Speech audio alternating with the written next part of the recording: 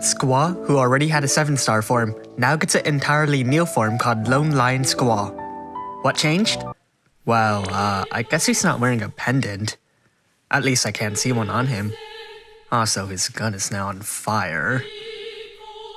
So, appearance-wise, he's not that different. It's not looking too good for Lone Lion Squall so far, but let's hope it gets better in a unit review. Right off the bat, we'll be looking at Lone Lion Squall's Trustmaster reward. Before, he had Lion Heart. Now, he has a materia called the Mightiest, boosting the limit burst damage and equipment attack when a single weapon is equipped in both hands. This is excellent for any greatsword unit, like Lone Lion Squall right here. His Super Trustmaster reward is Lion Heart Plus. I never played Final Fantasy VIII, so I don't know if this is actually a thing in the game. But anyways, it has 30 more attack than Lionheart 1, and has the bonus effect of further boosting limit burst damage and equipment attack when a single weapon is equipped in both hands. Great for Squall and anyone else. So let's look at his active abilities. We have Agile Edge Plus, which increases the limit burst gauge for Squall. By the way, Lone Lion Squall chains with the Stardust Ray family, which sets him apart from the original Squall who used Absolute Mirror of Equity chains. Incisive Edge increases his attack but doesn't do much damage in return. Draw Plus breaks all of the enemy's stats by 50%, which isn't good. It also refills Squall's limit burst gauge by 10 and his MP by 35. It takes 20 MP to cast, so that's a 15 MP net gain. Brave Circle is his only area of effect attack other than his limit burst, but you probably won't use it seeing that his limit burst is automatically filled at the beginning of every battle. There's no reason to use Unrefined Edge for any reason. Now for his Imbues. He has Fire, Lightning, and Wind covered, just like his original self. But he also imperils each element by 100%, which, obviously, is better. Then you have Agile Edge, which is inferior to Agile Edge Plus. Let's get into his cooldown abilities. There's Lion's Rise, Lion's Vigor, and Lion's Spirit.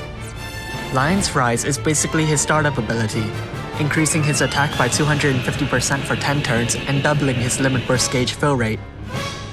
This cooldown ability activates after 9 turns, meaning that you should be able to keep this boost up on Squall practically permanently. Unless, of course, you somehow get him killed.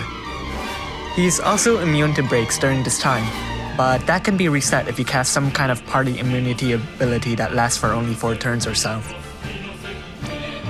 Lion's Vigor decreases the fire and lightning resistance of an enemy by 120% for 5 turns, as well as landing a single powerful blow.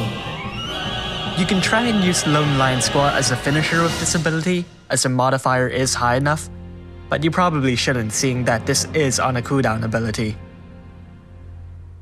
His final cooldown ability, Lion Spirit, increases the damage for all of Squall's attacks, except for his limit burst, which doesn't really need it to begin with.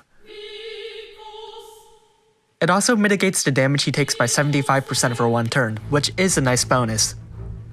It has a very short cooldown, so it's highly probable that you can use this on a turn the enemy is about to unleash a powerful attack.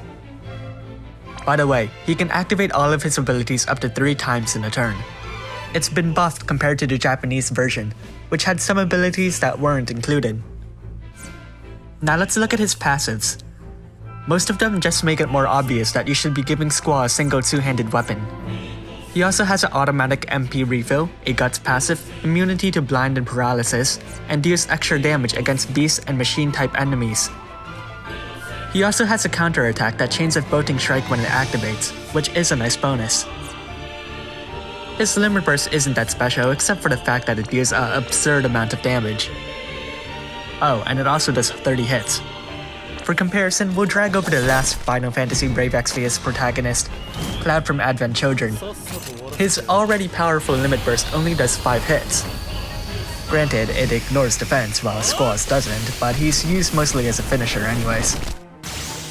It's also easier to refill Lone Lion Squall's limit burst gauge. Not only is he built for rapid refilling, but he also needs less limit burst crystals in the first place. So with that out of the way, how should you use him?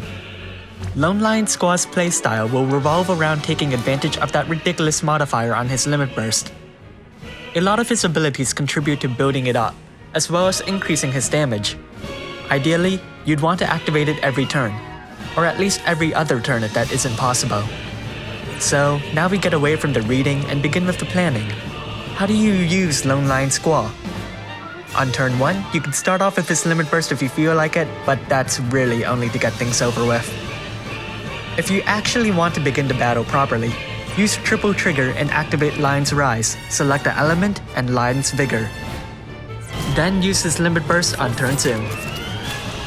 For turn 3, if you can't activate his Limit Burst again, activate triple trigger, use Lion Spirit, and spam Agile Edge Plus. Then use his Limit Burst, and wash and repeat.